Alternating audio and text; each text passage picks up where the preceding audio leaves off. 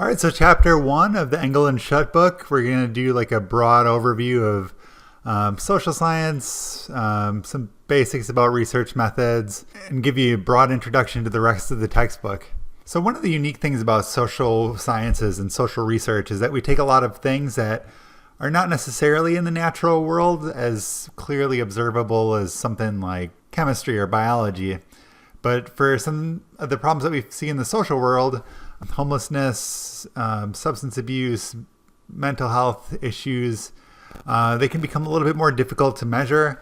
And that's why you're taking a course that's going to be covering so much to do with what we do in order to measure kind of like the unseen. For the introduction to this course, one of the discussion questions is actually asking you to look at the video of Ronald, who's a homeless man, and kind of asking you to think about what it's like to be homeless. I actually did my postdoctoral fellowship in a homeless program at the North Chicago VA. And homelessness, we kind of have a picture of what it is and what it isn't. And I think throughout spending an entire year working with homeless veterans, I had a much different picture of what homelessness actually meant.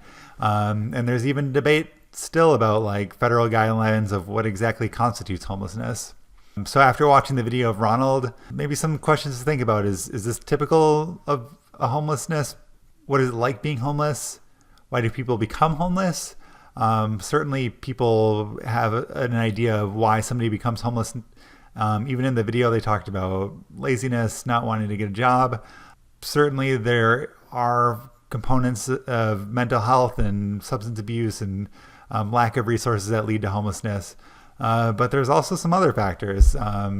Sometimes it can be a larger level economic factors, displacement. You could probably think of a variety of things that would lead to homelessness. A couple other questions to think is, how do people adapt to temporary shelter, and what programs are effective in ending homelessness? I can see from personal experience, there's certain things that help to prevent future homelessness. Even sometimes if people get government assistance with paying for rent, people can still have problems managing finances, maintaining a minimum hygiene of an apartment or a living space, getting along with neighbors, tenants, a whole big variety of things that end up leading to homelessness. It's not quite as simple as people tend to think it is. So when we look at the social world and kind of come up with some conclusions about what's going on, our decisions are often based by personal biases.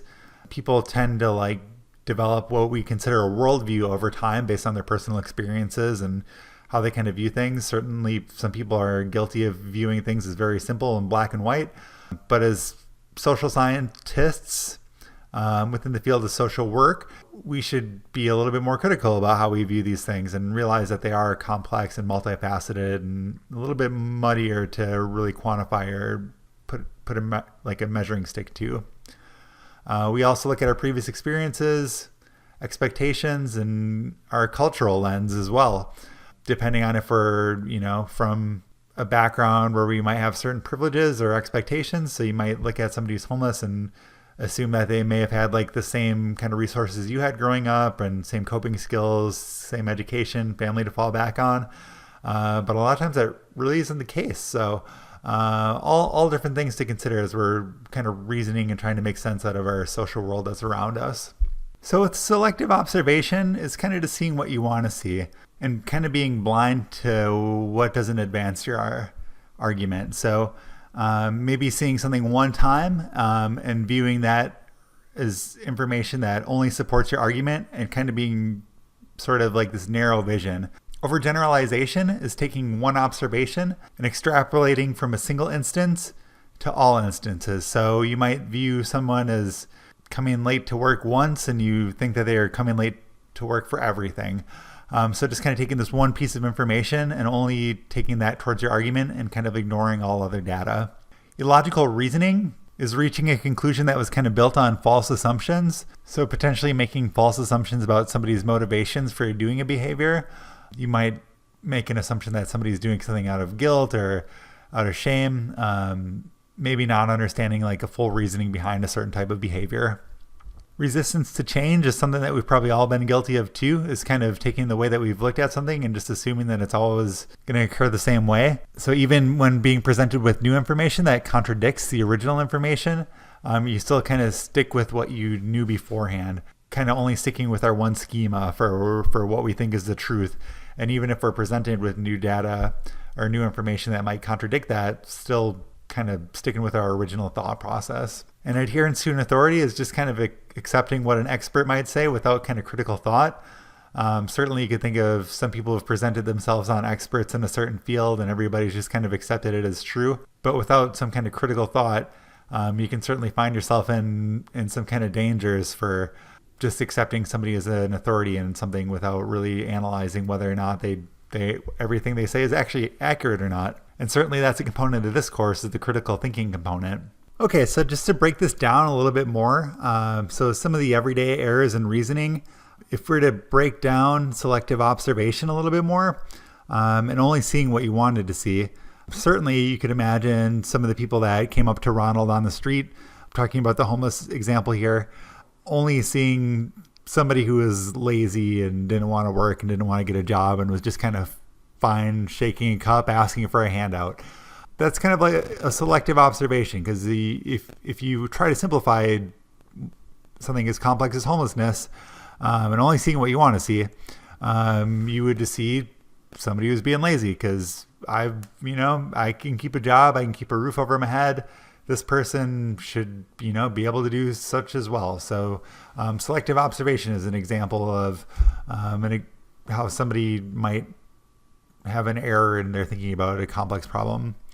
Inaccurate observation is also incorrectly assessing an individual or a situation that can lead to a false conclusion. So as opposed to selective observation and only seeing what you wanted to see, inaccurately assessing an individual, you might look at somebody who's homeless and say, they might like being homeless. They kind of like being lazy, or like, asking for a handout, or surviving on other people's guilt or shame, or whatever it may be. Somebody might just like the situation and they've chosen it.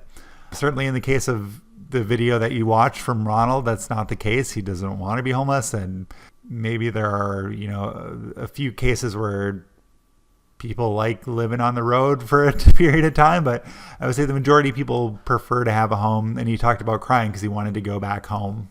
So breaking down over generalization, again, extrapolating from a specific instance to every instance without proper justification. So it might look at somebody like Ronald and saying, based on these specific traits of his, or like his demographics, you might think that everybody else who fits that demographic is also more likely to be homeless, or more likely to have substance use issues, or more likely to not be able to find employment. And illogical reasoning, again, reaching a conclusion that was built on false assumptions or incorrect information. You might look at Ronald and assume that, if you're going to give him some spare change or money, you might just have a false conclusion that he's going to be using that for alcohol or drugs or whatever it may be, which, may or may not be the case, because you're just building that off of your assumptions and incorrect information. So you might just assume that everybody who's homeless thus implies that they have some kind of substance use issue.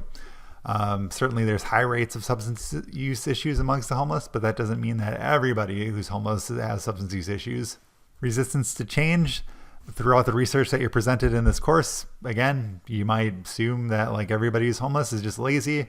And despite being given evidence that there's a lot of other factors that go into it, people might be really resistant to change their idea that despite all this plethora of research from social scientists, that their idea is still right, just because that's their belief that they've always held, and they're kind of unwilling to accept any other possible explanations. And adherence to an authority figure, you can certainly think of people who you might see in media who are just kind of talking heads, who have a degree behind their name.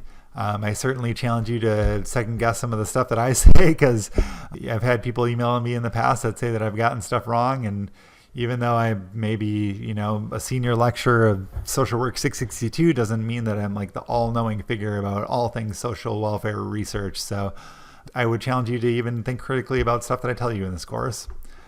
All right, so social science approach. Scientific research is designed to avoid these everyday errors that we've kind of spent a good amount of time discussing. So this approach can be used to investigate treatment effectiveness.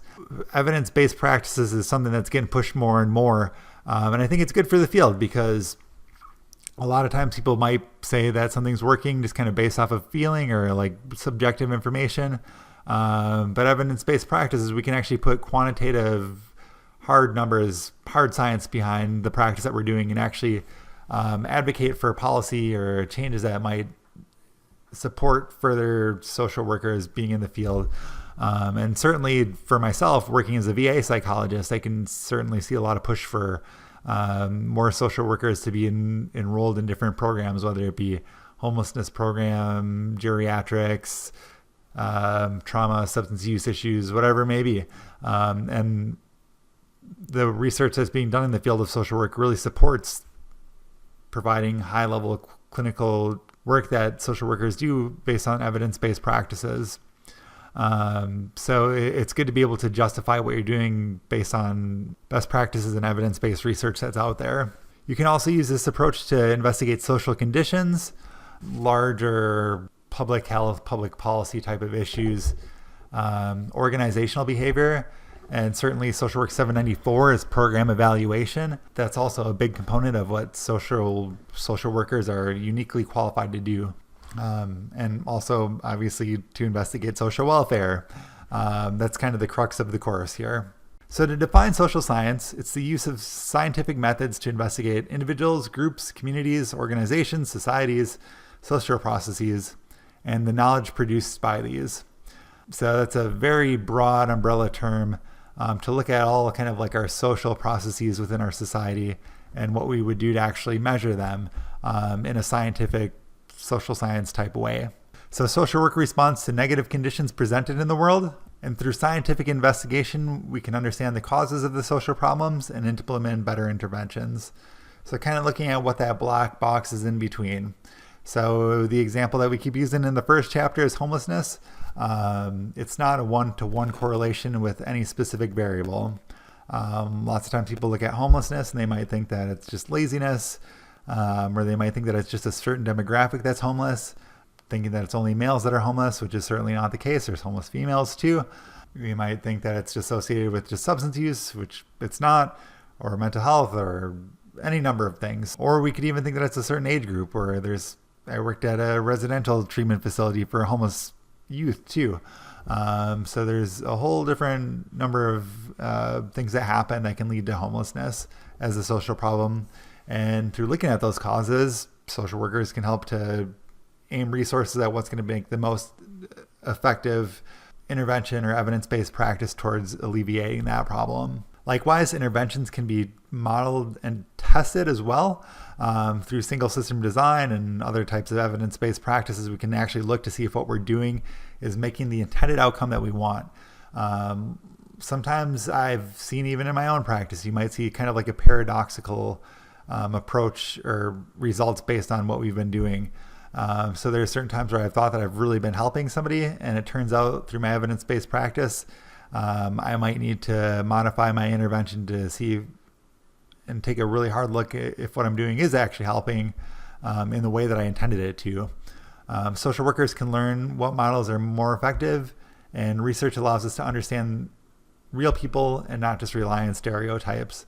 So I think it's good that the chapter in the book starts off with like some errors in our thinking and logic about social problems and how simple they are, when actually there are very complex, multifaceted, muddy issues with a myriad of contributing factors and antecedents and consequences. I think it's great that you're taking a course like this and being able to critically evaluate some of the social problems that we see in our day-to-day life. So you might have heard me use the word evidence-based practice a few times already. Certainly something that there's a big push in the field to produce. Looking at best current research evidence that supports a specific intervention, and also searching for interventions that meet our clients' values.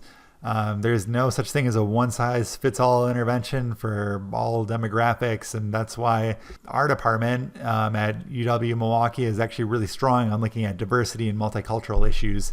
So finding like an intervention that's specifically tailored to the unique and complicated and multifaceted groups of individuals that we serve. Also based on their client circumstances and your clinical expertise. It's a tough balance that you might find yourself in, being in this area of tension where You're pulled to provide evidence-based practice, but you're also knowing that your clinical expertise is going to best serve you in certain circumstances. So trying to find a balance of the two of them, where you're still providing the best evidence-based treatment and evidence-based practices.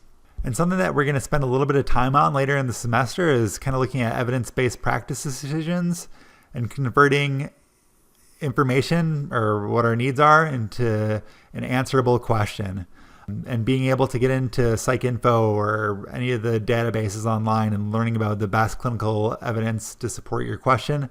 Current research, it's something that you should know how to do and be very comfortable with at this stage of the game, in order to provide the best evidence-based practices for your client. Again, less of a feeling and being able to utilize current social welfare research to really support your arguments and support the clinical work that you're doing. And again, finding that balance between best evidence-based research and your clinical expertise.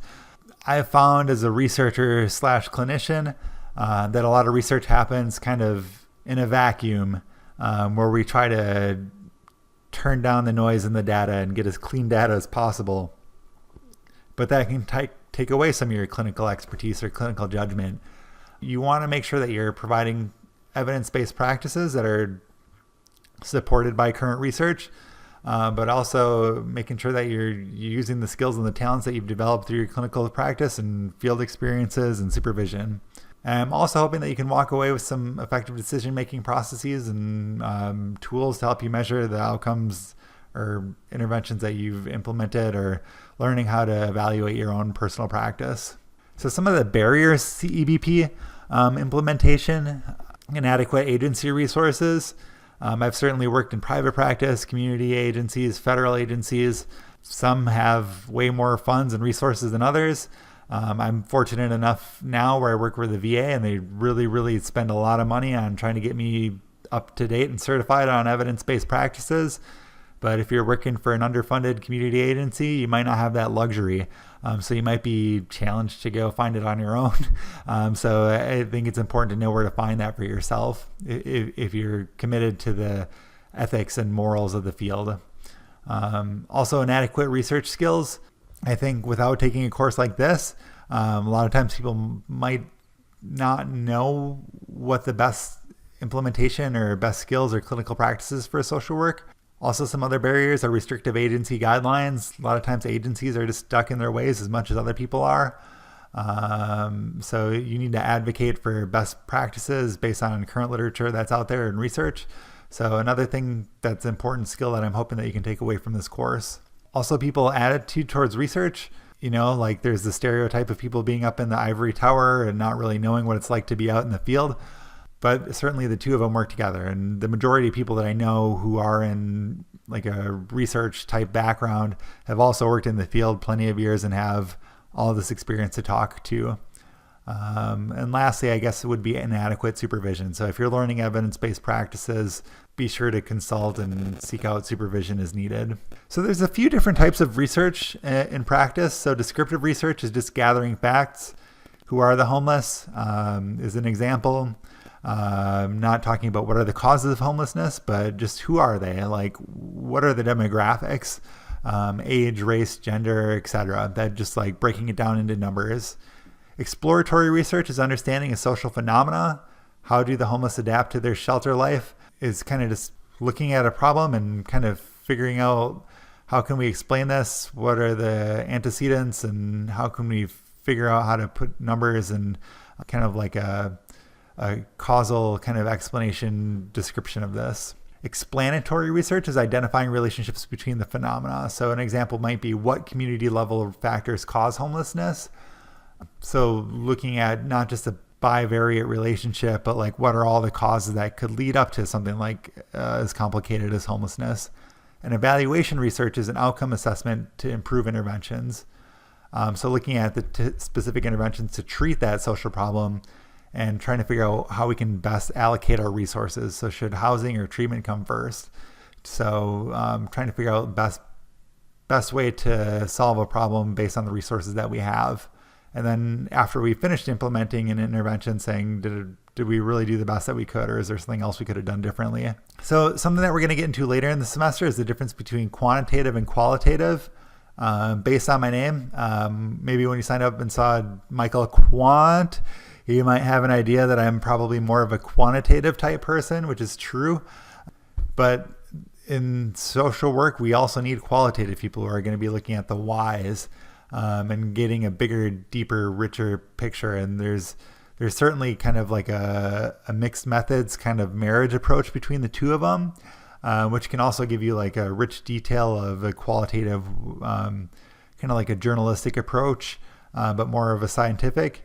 Versus a quantitative, which might just be like straight numbers based, kind of breaking down social phenomena in a way that like a natural scientist would. Later in the semester, we'll also talk about positivist and constructivist, kind of like theories and ideas about different approaches to research, and research or participatory centered research methods, which again, we'll dive in deeper later in the semester. And also, we're going to be talking about diversity issues throughout the semester, so cultural norms that can impact identifying participants, ascribing meanings to abstract terms, collecting data, and interpreting findings. So certainly, I challenge you to think about diversity issues and implement it into your practice, but also thinking about it in the research practice. And when you're an educated consumer of the research, kind of looking at what assumptions we're making and whether there is kind of like a one-size-fits-all approach to social welfare research, or if there are other kind of considerations that we might need to look at as far as our findings and the outcomes of our research and how we're conducting research.